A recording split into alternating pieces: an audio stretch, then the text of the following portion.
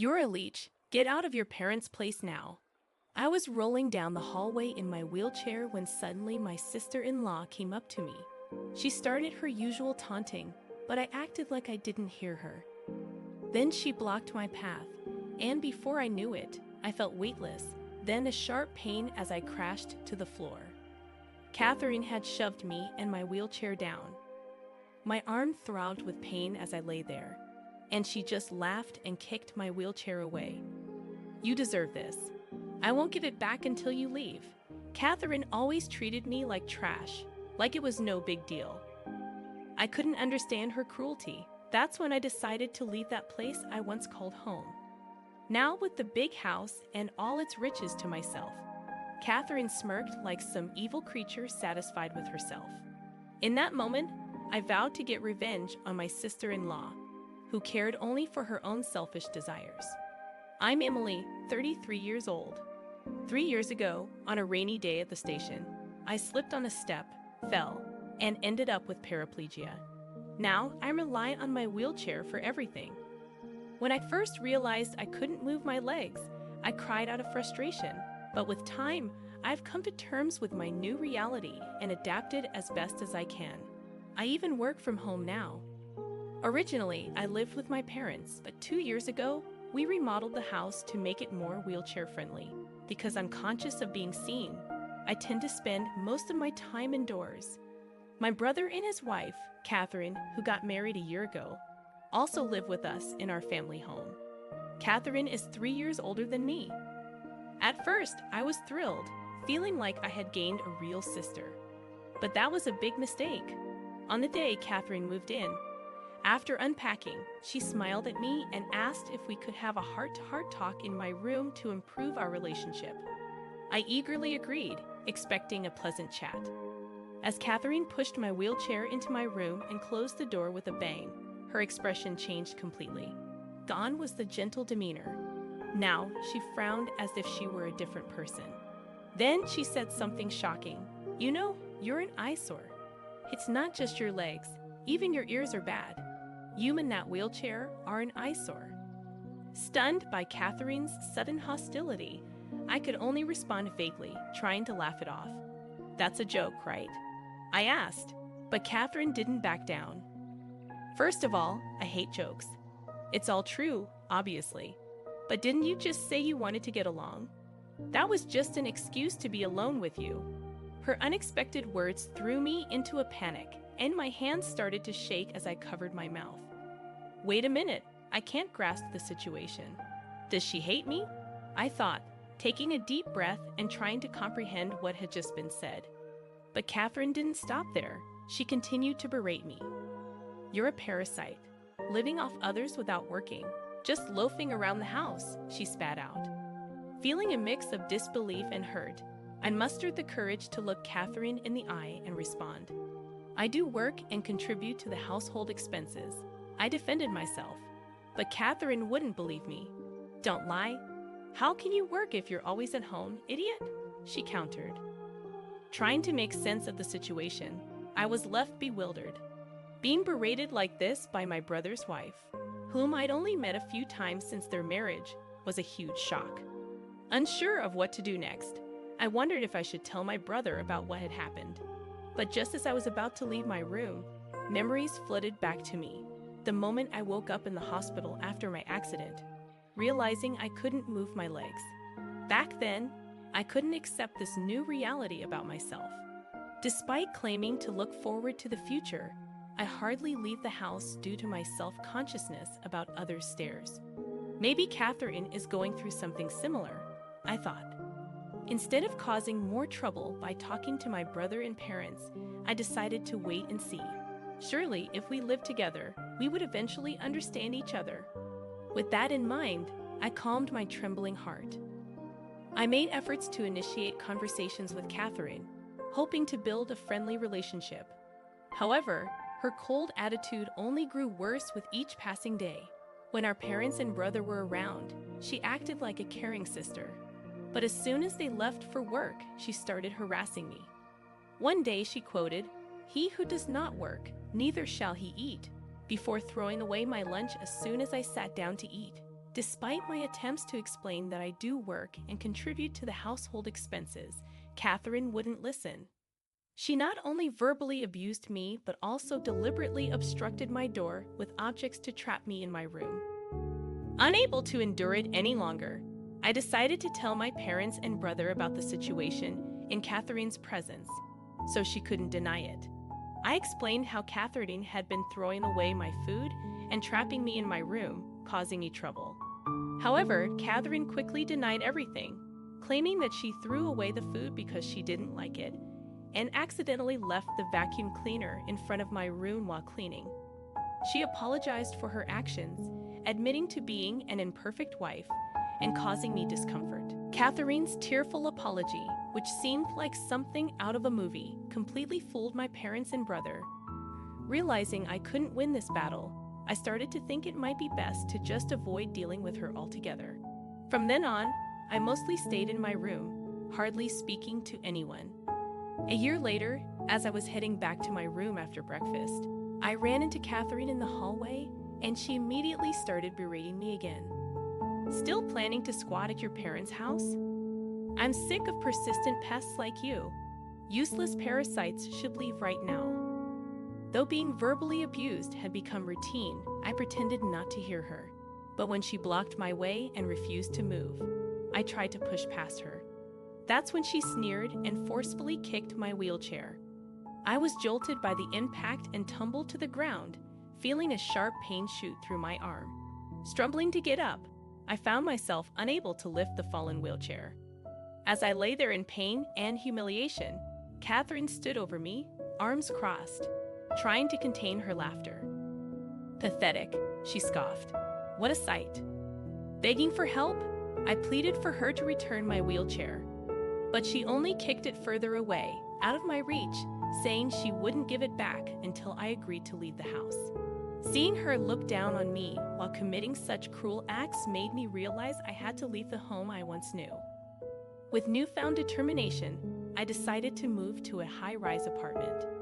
But Catherine scoffed at the idea, mocking my ability to afford it.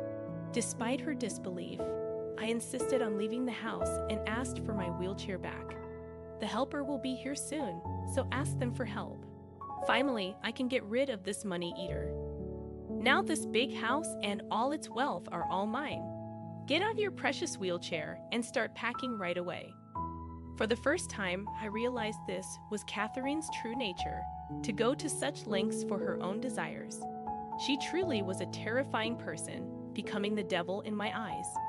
She left without returning my wheelchair, leaving me exposed and shivering on the cold floor of the hallway during the winter season.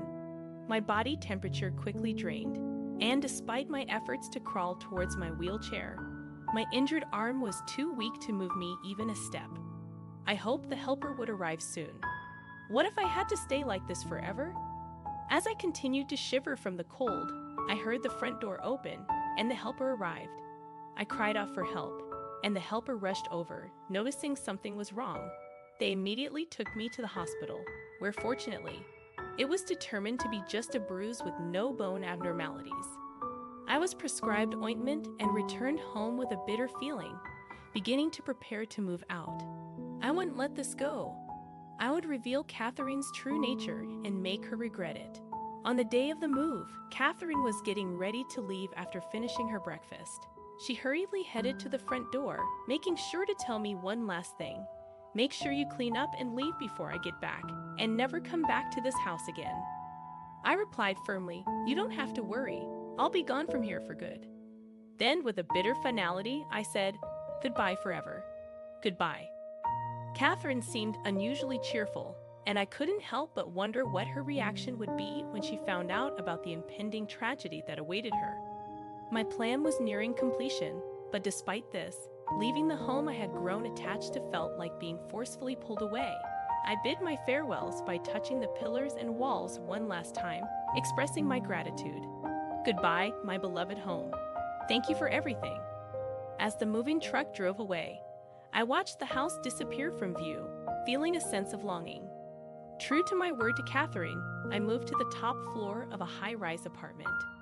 Looking out at the view outside, I felt a sense of excitement about my new life. However, my moment of excitement was interrupted by a phone call. Glancing at the screen, I saw Catherine's name displayed. Calmly, I answered the call. "Hey, what's going on?"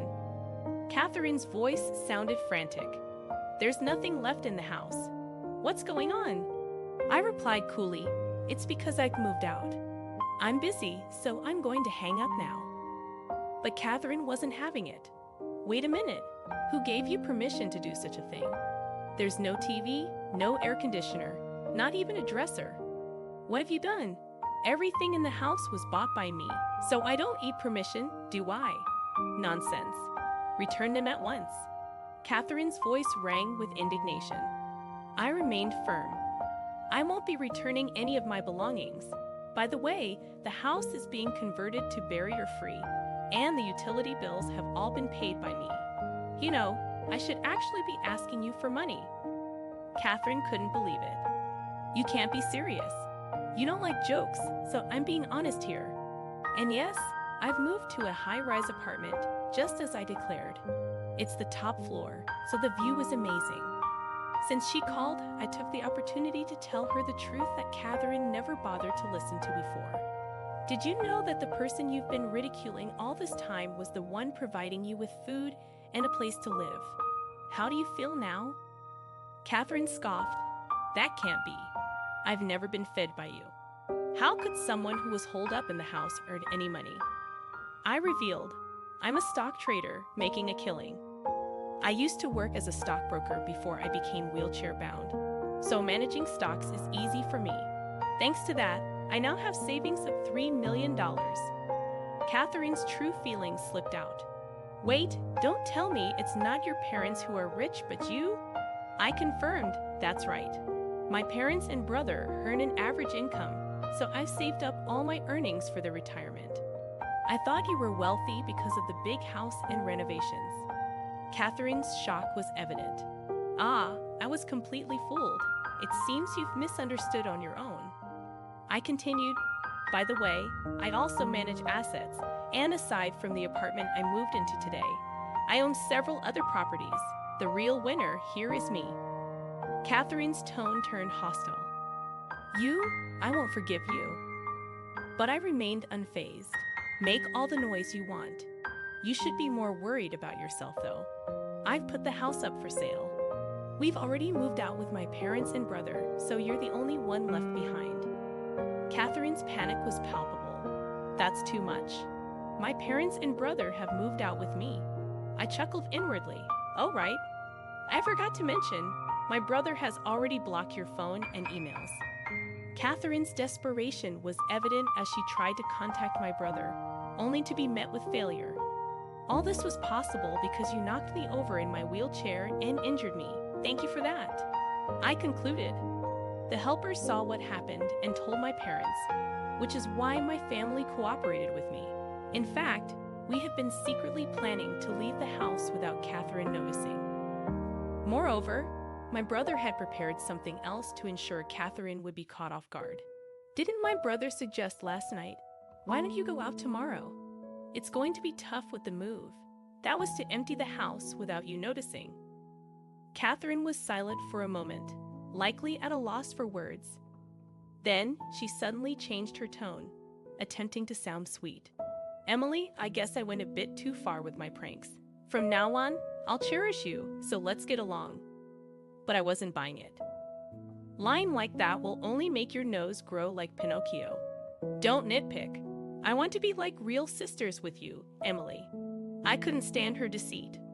"I can't stand to listen to such nonsense. By the way, this whole conversation is on speakerphone, and both my parents and brother are listening. And none of them will forgive you. But my brother will divorce you. So please, live well on your own." Catherine realized she was getting nowhere with me and made a last-ditch effort. "Honey, can you hear me? This divorce talk is just a joke, right?" My brother didn't seem inclined to answer her question. He was listening and laughing at her distress. "Shut up," was all Catherine got in response. "Hey, let's talk this over properly, okay?" Catherine pleaded. Okay. I'll find out where the high rise is and come over right away. Please tell me where it is." Surprised by her belief that she could still be forgiven, we all burst into laughter. But considering Catherine's persistence, I sternly warned her in a firm voice, "If you try to enter the high rise without permission, I will sue you for trespassing." Catherine tried to brush off my warning. "Oh, don't say such scary things. I'm very serious." But I wasn't backing down. Moreover, for knocking me over in my wheelchair and causing injury, as well as the emotional distress, I will file a civil lawsuit for compensation. I have the medical certificate, so you can't escape this. Pay $20,000 promptly, please. Catherine panicked. "If I have to pay that, I'll be broke. You have $3 million. You don't need the money." But I stood firm. "I'm demanding compensation to make you reflect on your actions. If you disagree, talk to my lawyer. So goodbye forever." Desperate not to lose her wealthy spouse, Catherine apologized. "I apologize. I'll change my ways, so please forgive me." But I wasn't buying it. "Forgive you? You must be joking." I cut her off decisively, in the end, just to be safe. I took precautions to ensure Catherine couldn't enter the high-rise apartment. I gave a photo of her to the manager and informed them that she was a person of concern. If she even steps inside, the security guards will immediately rush over. My brother no longer wanted to see Catherine's face, so I asked a lawyer I know to finalize the divorce. Since Catherine had squandered my brother's earnings, she only received $20 in the property division. She was living in the house we put up for sale without permission, but was discovered by the real estate company that bought it and was fined for trespassing. Now a criminal, Catherine has become unwelcome even at her own family's home and is wandering the streets without a place to go. As promised, I filed for $2,000 in compensation. I will make sure she pays it no matter what. Our family has moved to a spacious, newly built high-rise apartment and is enjoying our days leisurely. While the large detached house was nice, the unobstructed views from the expansive windows are a refreshing change for me, who always sits in a wheelchair. On clear days, a beautiful mountain range is visible, and at night, the illumination from the building sparkles, providing new delights.